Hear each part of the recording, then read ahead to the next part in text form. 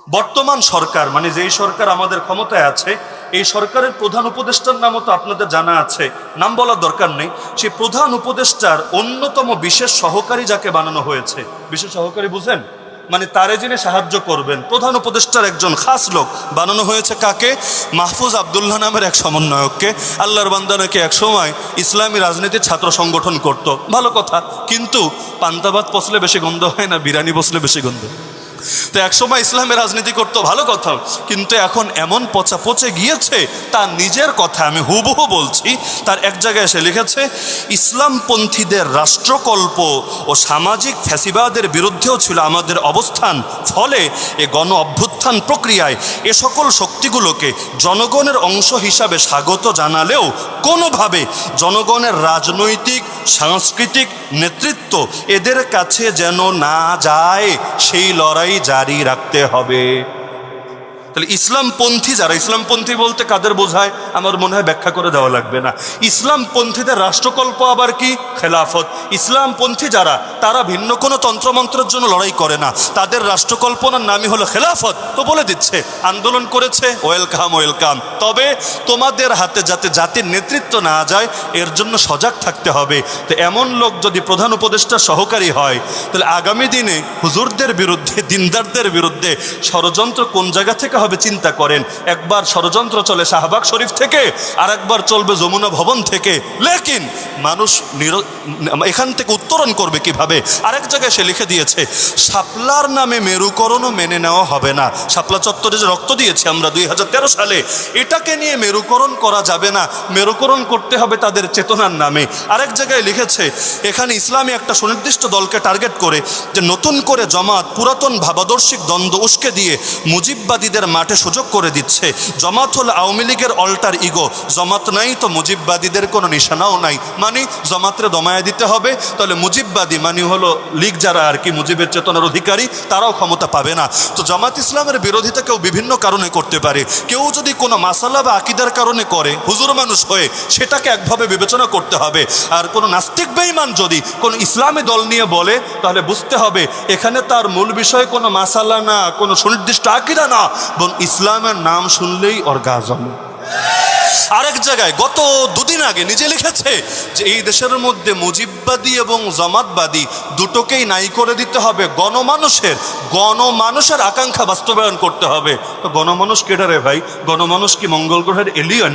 গণমানুষ কারা? নাকি নাস্তিক হলে গণমানুষ, আর যদি হুজুর হয় অথবা ইসলামপন্থী হয় তাহলে তারা হলো অন্য গ্রহের বাসিন্দা? তার মানে লড়াই শেষ হয় নাই, বরঞ্চ লড়াই জারি থাকবে যতদিন না আল্লাহর জমিন, আল্লাহর দিন জিন্দা হবে। যে আন্দোলনটা হলো গত মাসে, আন্দোলন যারা করেছে তারা কি নাস্তিকতা প্রতিষ্ঠার জন্য আন্দোলন করেছে? আমি এটা বলে আলোচনার ইতি টানছি, এই বাংলার জমিনে বারবার বারবার বারবার মুসলমানদের আন্দোলনগুলো কেড়ে নেওয়া হয়েছে, বেহাত হয়ে গিয়েছে বিভিন্ন চেতনার ব্যানার দিয়ে। 1971 সালে বাংলার জমিনে যারা মুক্তিযুদ্ধ করেছে, এমন শত শত হাজার মুক্তিযোদ্ধা আজও জীবিত আছে নাকি নাই? আপনাদের ব্রাহ্মণবাড়িয়া খুঁজলে অন্তত কয়েক ডজন জীবিত মুক্তিযোদ্ধা খুঁজে পাওয়া যাবে নাকি যাবে না? এক একজনকে গিয়ে জিজ্ঞাসা করেন, বলেন তো আপনারা যে 71-এ মুক্তিযুদ্ধ করেছিলেন, সেটাকে ধর্মনিরপেক্ষতাবাদ প্রতিষ্ঠার জন্য, সেটাকে কুফর শিরক প্রতিষ্ঠার জন্য, সেটাকে নাস্তিকতা প্রতিষ্ঠার জন্য, সেটাকে বাম আদর্শ প্রতিষ্ঠার জন্য? একজন একজন করে জিজ্ঞাসা করেন। আমার নিজের জিজ্ঞাসা করা আছে, এখানে বাস্তব অভিজ্ঞতা থেকে বলছি, আল্লাহর কসম করে বলি ও দেবে, এটা সম্পূর্ণ মিথ্যা। আমাদের কল্পনার মধ্যে এমন কিছুই ছিল না। আমরা লড়াই করেছি জুলুম দূর করার জন্য, আমরা লড়াই করেছি দুঃশাসন রোধ করার জন্য, আমরা লড়াই করেছি এই পাক হানাদারদের চাপানো বৈষম্য ঠেকানোর জন্য। আমরা লড়াই করার শুরুতে বিসমিল্লাহ বলে নিয়েছি, শেষ করেও আল্লাহর প্রশংসা আলহামদুলিল্লাহ পড়েছি। আমরা কোনো কাজ করার আগেও ইনশাআল্লাহ বলে নিয়েছি। তাহলে যেই কাজে শুরুতেও আল্লাহর নাম, শেষেও আল্লাহর নাম, মাঝেও আল্লাহর নাম, সেটা নাস্তিকতা বা বাম আদর্শ প্রতিষ্ঠা করার জন্য কিভাবে হবে? কিন্তু 71-এ 16 ডিসেম্বর যুদ্ধ শেষ হতে দেরি 1972-এ এই জাতির উপর একটা সংবিধান চাপিয়ে দেওয়া হয়েছে, যে সংবিধান আজও আছে। সংবিধানের প্রথম পাতা খুললেই পেয়ে যাবেন, প্রস্তাবনার অংশে লেখা আছে যে এই দেশে মুক্তিযোদ্ধারা নাকি 4টা মৌলিক আদর্শে যুদ্ধ করেছে। এর মধ্যে একটা আদর্শের নাম ধর্ম নিরপেক্ষতাবাদ। নাউজুবিল্লাহ বলবেন না? নাউজুবিল্লাহ বলবেন না? লড়াইকে ধর্ম নিরপেক্ষতাবাদের জন্য হয়েছিল। আবার 4টার মধ্যে আরেকটার নাম সমাজতন্ত্র।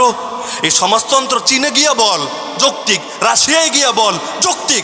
আরে বাংলাদেশের অধিকাংশ মানুষ তো সমাজতন্ত্র চেনেই না, এটা কোন হালুয়া না কোন মূলা এটাই তো মানুষ জানে না। তো সমাজতন্ত্র প্রতিষ্ঠার জন্য মুক্তিযোদ্ধারা লড়াই করেছে, এই কথা বললে যারা গাঁজা সেবন করে ওরাও তো বিশ্বাস করবে না। কিন্তু 1972 সালে, খুব বেশি পরে না, মাত্র কয়েকটা মাস পরেই যে সংবিধান চাপিয়ে দেওয়া হলো, সেখানেই বলা হলো যে এই জাতি লড়াই করেছে কুফর শিরিকের জন্য, নাউজুবিল্লাহ। মাত্র একটা মাস গেল, গত মাসের 5 তারিখ বৈষম্য বিরোধী আন্দোলন হলো। কওমি মাদ্রাসার 72 জন ছাত্র, টেলিভিশনের রিপোর্ট অনুসারে 72 জন শহীদ হলো, শত শত আহত হলো। আর সাধারণ জনতার মধ্যে কত শত বা হাজার যে শহীদ হয়েছে আল্লাহ ভালো জানে, আজও তালিকা হয় নাই। এটাই সরকারের একটা ব্যর্থতা যে শহীদদের মূল্যায়ন করতে পারছে না, কারা কারা আহত তাদের তালিকা করতে পারছে না। এখন তালিকা করবে না, 10 বছর পর তালিকা করতে চাইবে, তখন ভুয়া ভুয়া নতুন নতুন সমন্বয়ক বের হয়ে আসবে। আগে ছিল ভুয়া মুক্তিযোদ্ধা, এখন তৈরি হবে ভুয়া সমন্বয়ক। 71-এ জন্মই হয় নাই তো মুক্তিযুদ্ধের ভাতা খায়, এমন আছে নাকি নাই? এমন আছে নাকি নাই? এইবার আন্দোলনে কোনো খবরই নাই, সমন্বয়ক পরিচয় দিয়ে হেল্পাররে মারে, এরে ঘুষায়, অরেই করে, এই মাস্তানি সেই মাস্তানি করে। মাত্র কয়দিনেই যদি এগুলো তৈরি হয়, এখনই তালিকা নেওয়া হয়, আগামী কয়দিন পর কি হবে আল্লাহ ভালো জানে। যে প্রসঙ্গে বলছিলাম, মাত্র কয়দিন হলো, এখন কি বলা হচ্ছে জানেন? এই আন্দোলন হয়েছে তাতে কি? আন্দোলনে হুজুররা ছিল, ইসলামী দলগুলো ছিল, তাতে কি? এটা আন্দোলন পর্যন্তই, কিন্তু তাই বলে এই দেশকে ইসলামী রাষ্ট্র হতে দেওয়া যাবে না। বলবেন এ কথা কে বলেছে? আপনি বানিয়ে বলছেন? না, আমি প্রমাণ সহকারে বলতে পারবো, বানিয়ে না। একটা প্রমাণে শুধু আপনাদের এখানে দেখিয়ে দেই, যেহেতু কথা প্রসঙ্গে আসলো। বর্তমান সরকার, মানে যেই সরকার আমাদের ক্ষমতায় আছে, এই সরকারের প্রধান উপদেষ্টার নামও তো আপনাদের জানা আছে, নাম বলার দরকার নেই। সেই প্রধান উপদেষ্টার অন্যতম বিশেষ সহকারী যাকে বানানো হয়েছে, বিশেষ সহকারী বুঝেন, মানে তারে যিনি সাহায্য করবেন, প্রধান উপদেষ্টার একজন খাস লোক বানানো হয়েছে কাকে? মাহফুজ আবদুল্লাহ নামের এক সমন্বয়ককে। আল্লাহর বান্দা নাকি এক সময় ইসলামী রাজনীতির ছাত্র সংগঠন করত, ভালো কথা, কিন্তু পান্তাভাত পচলে বেশি গন্ধ হয় না, বিরিয়ানি বসলে বেশি গন্ধ। তো একসময় ইসলামের রাজনীতি করতো, ভালো কথা, কিন্তু এখন এমন পচা পচে গিয়েছে, তার নিজের কথা আমি হুবহু বলছি। তার এক জায়গায় এসে লিখেছে, ইসলামপন্থীদের রাষ্ট্রকল্প ও সামাজিক ফ্যাসিবাদের বিরুদ্ধেও ছিল আমাদের অবস্থান। ফলে এ গণ অভ্যুত্থান প্রক্রিয়ায় এ সকল শক্তিগুলোকে জনগণের অংশ হিসাবে স্বাগত জানালেও কোনোভাবে জনগণের রাজনৈতিক সাংস্কৃতিক নেতৃত্ব এদের কাছে যেন না যায়, সেই লড়াই জারি রাখতে হবে।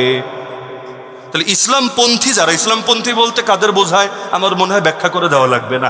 ইসলামপন্থীদের রাষ্ট্রকল্প আবার কি? খেলাফত। ইসলামপন্থী যারা, তারা ভিন্ন কোনো তন্ত্রমন্ত্রের জন্য লড়াই করে না, তাদের রাষ্ট্রকল্পনার নামই হলো খেলাফত। তো বলে দিচ্ছে, আন্দোলন করেছে, ওয়েলকাম ওয়েলকাম, তবে তোমাদের হাতে যাতে জাতির নেতৃত্ব না যায় এর জন্য সজাগ থাকতে হবে। তো এমন লোক যদি প্রধান উপদেষ্টা সহকারী হয়, তাহলে আগামী দিনে হুজুরদের বিরুদ্ধে, দিনদারদের বিরুদ্ধে ষড়যন্ত্র কোন জায়গা থেকে হবে চিন্তা করেন। একবার ষড়যন্ত্র চলে শাহবাগ শরীফ থেকে, আর একবার চলবে যমুনা ভবন থেকে। লেকিন মানুষ এখান থেকে উত্তরণ করবে কিভাবে?